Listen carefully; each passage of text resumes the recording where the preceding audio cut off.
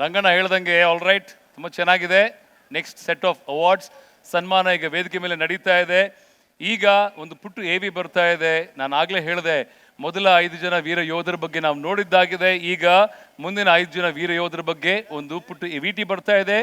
ಅವ್ರು ಬೇರೆ ಯಾರು ಅಲ್ಲ, ಚಿಕ್ಕೋಡಿಯ CRPF ಹುತಾತ್ಮ ಯೋಧ ಸಿದ್ದಗೌಡ ಪಾಟೀಲ್ ಅವರು, ನಾಯಕ್ B ರಮೇಶ್ ಅವರು, ಲಾನ್ಸ್ ನಾಯಕ್ ಹನುಮಂತಪ್ಪ ಕೊಪ್ಪದ್, M ಸಾದಿಕ್ ಅವರು, ಹಾವೇರಿಯ ಹುತಾತ್ಮ ಯೋಧ ಶಿವಲಿಂಗೇಶ್ವರ ಪಾಟೀಲ್ ಅವರ ಬಗ್ಗೆ ಈಗ ಒಂದು ಪುಟ್ಟ AV ಪ್ಲೀಸ್. ಬೆಳಗಾವಿ ಜಿಲ್ಲೆಯ ಚಿಕ್ಕೋಡಿ ತಾಲೂಕಿನ ಕೆರೂರು ಗ್ರಾಮದ CRPF ಯೋಧ ಸಿದ್ದಗೌಡ ಬಸಗೌಡ ಪಾಟೀಲ್ ಬಾಲ್ಯದಲ್ಲಿಯೇ ದೇಶ ಪ್ರೇಮದ ಕಿಚ್ಚನ್ನ ಮೈಗೂಡಿಸಿಕೊಂಡವರು. ಕನಸಿನ ಬೆನ್ನೇರಿದ ಯುವಕ ಸೇನೆಗೆ ಸೇರ್ಕೊಂಡ್ರು. ಆಗಿನ್ನೂ ಮದುವೆಯಾಗಿ 2 ವರ್ಷವಾಗಿತ್ತಷ್ಟೇ. ವಯಸ್ಸು 27. ಕಾರ್ಗಿಲ್ ವಾರ್ ಸಮಯವದು. ಆಪರೇಷನ್ ವಿಜಯ್ನಲ್ಲಿ CRPF ಯೋಧ ಪಾಟೀಲ್ ಭಾಗಿಯಾಗಿದ್ರು. ವೀರಾವೇಶದಿಂದ ಹೋರಾಡಿ ಶತ್ರುಗಳ ಎದೆ ನಡುಗಿಸಿದ್ರು. ಆದ್ರೆ ವೀರ ಯೋಧ ಉಗ್ರರ ಜೊತೆಗೆ ಸೆಣಸಾಟ ಮಾಡುತ್ತಿರುವಾಗಲೇ ಎದೆಗೆ ಬರೋಬ್ಬರಿ 9 ಗುಂಡುಗಳು ತಗುಲಿದ್ವು. ಆದ್ರೂ ಧೃತಿಗೆಡದೆ ಶತ್ರುಗಳ ಬೇಟೆಯನ್ನ ಕೈಬಿಡದೆ ಯುದ್ಧ ಭೂಮಿಯಲ್ಲಿ ಹೋರಾಡುತ್ತಲೇ ಭಾರತ ಮಾತೆಯ ಮಡಿಲಲ್ಲಿ ಮಲಗಿ ಹುತಾತ್ಮರಾದ್ರು. ಇಡೀ ಗ್ರಾಮ ಪ್ರೀತಿಯ ಪುತ್ರನನ್ನ ಕಳಕೊಂಡು ಮೌನದಿಂದ ರೋಧಿಸಿತು. ಹೆಮ್ಮೆಯ ಯೋಧನ ನೆನಪಿಗಾಗಿ ಈಗ ಪುಟ್ಟ ದೇಗುಲವನ್ನ ಕಟ್ಟಿ ದಿನನಿತ್ಯವೂ ವೀರನ ಧೈರ್ಯ ಶೌರ್ಯವನ್ನ ನೆನಪಿಸ್ಕೊಳ್ತಿದ್ದಾರೆ. ಯೋಧನಿಗಿಲ್ಲಿ ದೇವರ ಸ್ಥಾನ ಕೊಟ್ಟ ಗ್ರಾಮಸ್ಥರು ನಿತ್ಯವೂ ಹುತಾತ್ಮ ಯೋಧನಿಗೆ ಪೂಜೆ ಸಲ್ಲಿಸಿ ಸ್ಮರಿಸಿಕೊಳ್ತಾರೆ. ಗಣರಾಜ್ಯೋತ್ಸವ ಹಾಗೂ ಸ್ವಾತಂತ್ರ್ಯ ದಿನದಂದು ಶಾಲಾ ಮಕ್ಕಳು ಹಾಗೂ ಗ್ರಾಮಸ್ಥರು, ಮಾಜಿ ಸೈನಿಕರು ಸೇರಿ ಹುತಾತ್ಮ ಯೋಧನ ದೇವಸ್ಥಾನದ ಎದುರು ಧ್ವಜಾರೋಹಣ ನೆರವೇರಿಸಿ ಗೌರವ ಸಲ್ಲಿಸುತ್ತಿದ್ದಾರೆ. ಕೆರೂರು ಗ್ರಾಮದ ಈ ವೀರ ಪುತ್ರನಿಗೆ ಪಬ್ಲಿಕ್ ಟಿವಿ ನಮನವನ್ನ ಸಲ್ಲಿಸುತ್ತಿದೆ. ದೇಶ ಸೇವೆಯ ಕನಸಿಟ್ಟುಕೊಂಡು ಸೈನ್ಯ ಸೇರಿದವರು ಮೈಸೂರಿನ B ರಮೇಶ್. 2017ರಲ್ಲಿ ಕಾಶ್ಮೀರದ ಬೇಸ್ ಕ್ಯಾಂಪ್ನಲ್ಲಿ ರಮೇಶ್ ಕೆಲಸ ನಿರ್ವಹಿಸುವಾಗ ಬೇಸ್ ಕ್ಯಾಂಪ್ ಮೇಲೆ ಪಾಕ್ ಉಗ್ರರು ದಾಳಿ ಮಾಡ್ತಾರೆ. 3 ಉಗ್ರರು ಏಕಾಏಕಿ ಇಡೀ ಕ್ಯಾಂಪ್ ಮೇಲೆ ಗುಂಡಿನ ಮಳೆ ಸುರಿಸ್ತಾರೆ. ಆಗ ಉಗ್ರರ ಜೊತೆಗೆ ದಿಟ್ಟತನದಿಂದ ಕಾದಾಡಿ ಶತ್ರುಗಳನ್ನ ಹಿಮ್ಮೆಟ್ಟುತ್ತಾರೆ. ಆದ್ರೆ ಈ ದಾಳಿಯಲ್ಲಿ ರಮೇಶ್ಗೆ 3 ಬುಲೆಟ್ ಬೀಳತ್ತೆ. ಪರಿಣಾಮ ರಮೇಶ್ ಪ್ರಜ್ಞೆ ತಪ್ತಾರೆ. ತಕ್ಷಣ ರಮೇಶ್ ಅವರನ್ನ ಹೆಲಿಕಾಪ್ಟರ್ ಮೂಲಕ ಶ್ರೀನಗರದ ಆಸ್ಪತ್ರೆಗೆ ಸೇರಿಸ್ತಾರೆ. 2 ದಿನದ ನಂತರ ರಮೇಶ್ಗೆ ಪ್ರಜ್ಞೆ ಬರುತ್ತೆ. ಆಗಲೇ ರಮೇಶ್ಗೆ ತಾನು ಬದುಕಿದ್ದೀನಿ ಅಂತ ಗೊತ್ತಾಗುವುದು. ನಂತರ ಹೆಚ್ಚು ಕಡಿಮೆ 3 ವರ್ಷ ಆಸ್ಪತ್ರೆಯಲ್ಲೇ ರಮೇಶ್ ಇರ್ತಾರೆ.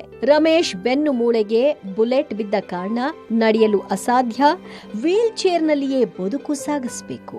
ಆದ್ರೆ ಜೀವನ ಪ್ರೀತಿ, ದೇಶಭಕ್ತಿ ಒಂದಿನಿತೂ ಕಡಿಮೆಯಾಗಿಲ್ಲ.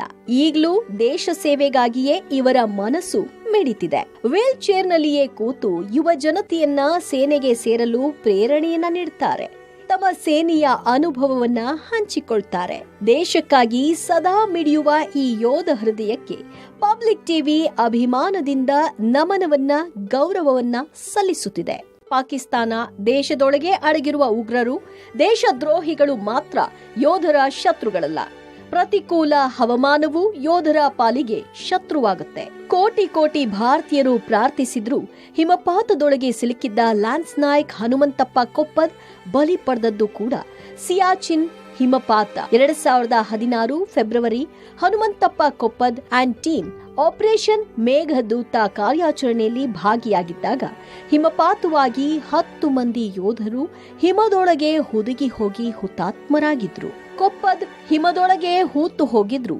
ಜೀವವನ್ನ ಹಿಡಿದುಕೊಂಡದ್ದು ಸೋಜಿಗ ವಿಸ್ಮಯ ಯೋಧನ ಕೆಚ್ಚೆದೆಗೆ ಸಾಕ್ಷಿಯಾಗಿತ್ತು. ಹಗಲು ರಾತ್ರಿ ಕಾರ್ಯಾಚರಣೆ ನಡೆಸಿ ಕೊಪ್ಪದ್ರನ್ನ ಹೊರತೆಗೆದು ಏರ್ಲಿಫ್ಟ್ ಮಾಡಿ ದೆಹಲಿಯ ಆಸ್ಪತ್ರೆಗೆ ಸಾಗಿಸಿದ್ರು. ಪ್ರತಿ ಭಾರತೀಯರು ಈ ಯೋಧನ ಉಳಿವಿಗಾಗಿ ಪ್ರಾರ್ಥಿಸಿದ್ರು.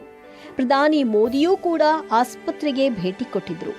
ಅತ್ತ ಹನುಮಂತಪ್ಪ ಕುಟುಂಬ, ಅವರ 2 ವರ್ಷದ ಮಗು ಕೂಡ ತಂದೆ ವಾಪಸ್ ಬರ್ತಾರೆ ಅಂತ ಆಸೆಗಣ್ಣಿನಿಂದ ಕಾಯ್ತಿತ್ತು. ಆದ್ರೆ ವಿಧಿಯಾಟ ಬೇರೆಯೇ ಇತ್ತು.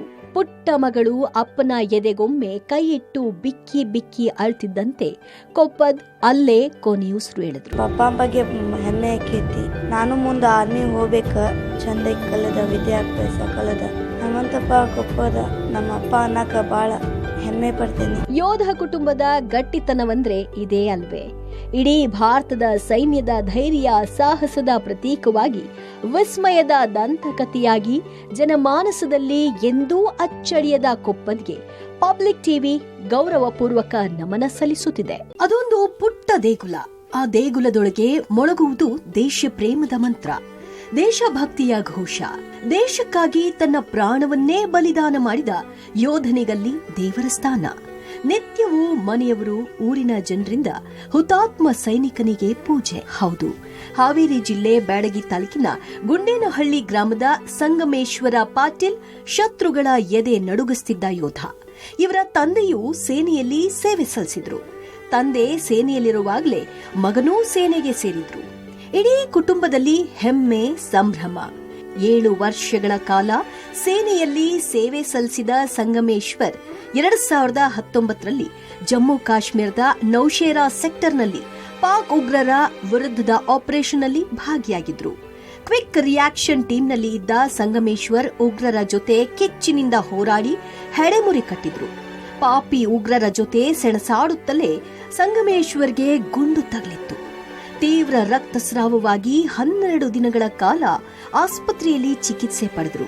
ಆದರೆ ಚಿಕಿತ್ಸೆ ಫಲಕಾರಿಯಾಗದೆ ಹುತಾತ್ಮರಾದ್ರು. ಚಿಕ್ಕ ವಯಸ್ಸಿನಲ್ಲಿ ದಿಟ್ಟ ಸಾಹಸ ತೋರಿದ ಇವರ ನೆನಪಿನಲ್ಲಿ ತಂದೆ, ಕುಟುಂಬಸ್ಥರು ಗ್ರಾಮದ ಜೊತೆ ಸೇರಿ ಗ್ರಾಮದ ಪ್ರಮುಖ ವೃತ್ತದಲ್ಲಿ ಯೋಧನ ಹೆಸರಿನಲ್ಲಿ ದೇಗುಲವನ್ನ ಕಟ್ಟಿದ್ರು. ಇದಕ್ಕೆ ನಿತ್ಯ ಪೂಜೆಯೂ ನಡೆಯುತ್ತಿದೆ. ಮಕ್ಕಳಿಗಂತೂ ಈ ಸ್ಮಾರಕ ಅತ್ಯಂತ ಅಚ್ಚುಮೆಚ್ಚು. ಅನನ್ಯ ದೇಶ ಸೇವೆಗೈದ ಯೋಧನಿಗೆ ಪಬ್ಲಿಕ್ ಟಿವಿ ಶಿರಭಾಗಿ ಧನ್ಯವಾದವನ್ನ, ನಮನವನ್ನ ಸಲ್ಲಿಸುತ್ತಿದೆ. ಪಾಕಿಸ್ತಾನ ದೇಶದೊಳಗೆ ಅಡಗಿರುವ ಉಗ್ರರು, ದೇಶದ್ರೋಹಿಗಳು ಮಾತ್ರ ಯೋಧರ ಶತ್ರುಗಳಲ್ಲ.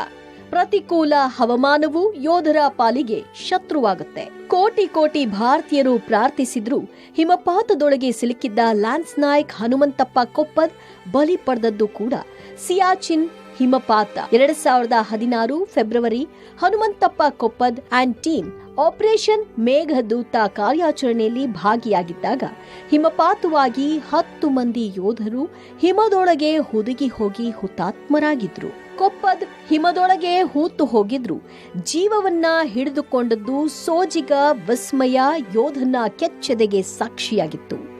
ಹಗಲು ರಾತ್ರಿ ಕಾರ್ಯಾಚರಣೆ ನಡೆಸಿ ಕೊಪ್ಪದ್ರನ್ನ ಹೊರತೆಗೆದು ಏರ್ಲಿಫ್ಟ್ ಮಾಡಿ ದೆಹಲಿಯ ಆಸ್ಪತ್ರೆಗೆ ಸಾಗಿಸಿದ್ರು. ಪ್ರತಿ ಭಾರತೀಯರು ಈ ಯೋಧನ ಉಳಿವಿಗಾಗಿ ಪ್ರಾರ್ಥಿಸಿದ್ರು. ಪ್ರಧಾನಿ ಮೋದಿಯೂ ಕೂಡ ಆಸ್ಪತ್ರೆಗೆ ಭೇಟಿ ಕೊಟ್ಟಿದ್ರು. ಅತ್ತ ಹನುಮಂತಪ್ಪ ಕುಟುಂಬ, ಅವರ 2 ವರ್ಷದ ಮಗು ಕೂಡ ತಂದೆ ವಾಪಸ್ ಬರ್ತಾರೆ ಅಂತ ಆಸೆಗಣ್ಣಿನಿಂದ ಕಾಯ್ತಿತ್ತು. ಆದ್ರೆ ವಿಧಿಯಾಟ ಬೇರೆಯೇ ಇತ್ತು. ಪುಟ್ಟ ಮಗಳು ಅಪ್ಪನ ಎದೆಗೊಮ್ಮೆ ಕೈ ಇಟ್ಟು ಬಿಕ್ಕಿ ಬಿಕ್ಕಿ ಅಳ್ತಿದ್ದಂತೆ ಕೊಪ್ಪದ್ ಅಲ್ಲೇ ಕೊನೆಯುಸಿರು ಎಳೆದ್ರು. ಪಪ್ಪ ಬಗ್ಗೆ ಹೆಮ್ಮೆ ಆಕೈತಿ. ನಾನು ಮುಂದೆ ಆರ್ಮಿ ಹೋಗ್ಬೇಕ, ಚಂದ ಕಲದ ವಿದ್ಯಾಭ್ಯಾಸ ಕಲದ. ಹನುಮಂತಪ್ಪ ಕೊಪ್ಪದ ನಮ್ಮ ಅಪ್ಪ ಅನ್ನಕ ಬಾಳ ಹೆಮ್ಮೆ ಪಡ್ತೀನಿ. ಯೋಧ ಕುಟುಂಬದ ಗಟ್ಟಿತನವಂದ್ರೆ ಇದೇ ಅಲ್ವೇ? ಇಡೀ ಭಾರತದ ಸೈನ್ಯದ ಧೈರ್ಯ ಸಾಹಸದ ಪ್ರತೀಕವಾಗಿ, ವಿಸ್ಮಯದ ದಂತಕಥೆಯಾಗಿ ಜನಮಾನಸದಲ್ಲಿ ಎಂದೂ ಅಚ್ಚಳಿಯದ ಕೊಪ್ಪದ್ಗೆ ಪಬ್ಲಿಕ್ ಟಿವಿ ಗೌರವಪೂರ್ವಕ ನಮನ ಸಲ್ಲಿಸುತ್ತಿದೆ. ಈಗ ಸನ್ಮಾನ ಮಾಡಲಿಕ್ಕೆ ನಮ್ಮ ಗಣ್ಯರನ್ನ ವೇದಿಕೆ ಮೇಲೆ ಬರಮಾಡ್ಕೋತಾ ಇದ್ದೀವಿ. ಜೋರ್ ಚಪ್ಪಾಳೆ ಬರಲಿ. ನಮ್ಮೆಲ್ಲರ ಪ್ರೀತಿಯ HRR ಬ್ರ್ಯಾಂಡ್ ನಮ್ಮ ರಂಗಣ್ಣ ಅವರು, ನಮ್ಮ ಡಿವೈನ್ ಸ್ಟಾರ್, ನಮ್ಮೆಲ್ಲರ ಪ್ರೀತಿಯ ರಿಷಬ್ ಶೆಟ್ಟಿ ಅವರು, ಕರ್ನಲ್ ಶಂಕರ್ ಅವರು, ಪ್ರಶಾಂತ್ ಕುಮಾರ್ ಅವರು ಸಪ್ತಗಿರಿ ಯೂನಿವರ್ಸಿಟಿ ಕಡೆಯಿಂದ, ಆ್ಯಂಡ್ ಪೃಥ್ವಿ ಅಂಬರ್ ಅವರು, ಆ್ಯಂಡ್ ನಮ್ಮ ಕನ್ನಡದ ಅದ್ಭುತವಾದ ನಟಿ ಮೇಘನಾ ಗಾಂವ್ಕರ್ ಅವರು ಕೂಡ ವೇದಿಕೆ ಮೇಲೆ ಬರಬೇಕು ಅಂತ ಕೇಳ್ಕೊತಾ ಇದ್ವಿ. 5 ಜನ ನಮ್ಮ ವೀರ ಯೋಧರು ಹಾಗೂ ಹುತಾತ್ಮರಾದಂತಹ ಅವರ ಕುಟುಂಬದವರು ಕೂಡ ವೇದಿಕೆ ಮೇಲೆ ಬರಮಾಡ್ಕೋತಾ ಇದ್ದೀನಿ.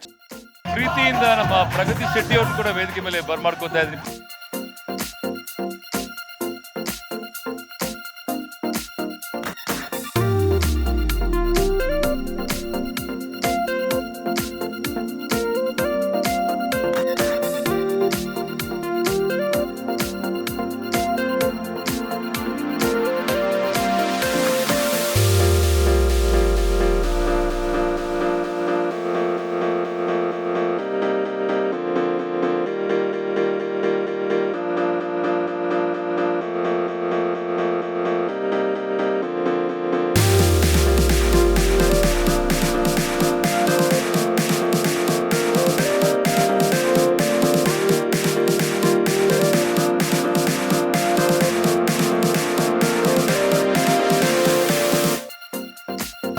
ಜೋರ್ ಚಪ್ಪಾಳೆ ಬರಲಿ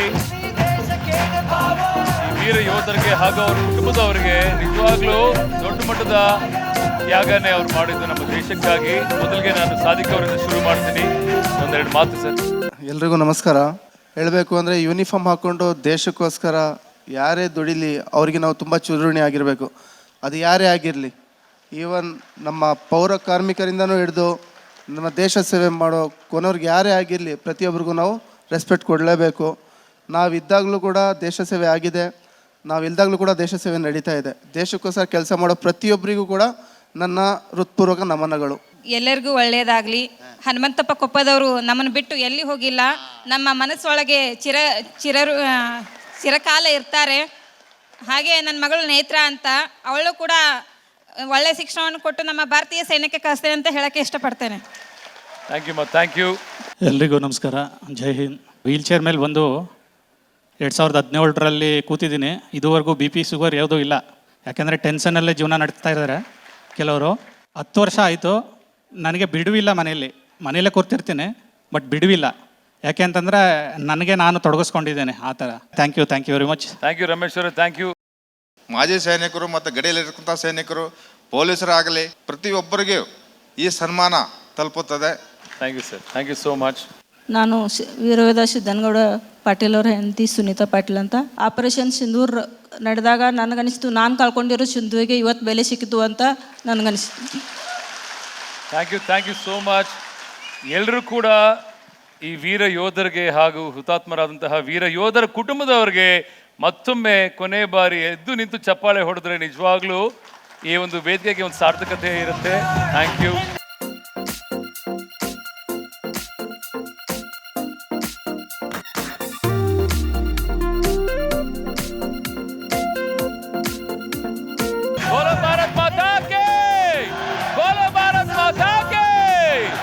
ಜೈ ಹಿಂದ್ ಅಮ್ಮ, ಥ್ಯಾಂಕ್ ಯು, ಧನ್ಯವಾದಗಳು ಬಂದಿದ್ದಕ್ಕೆ.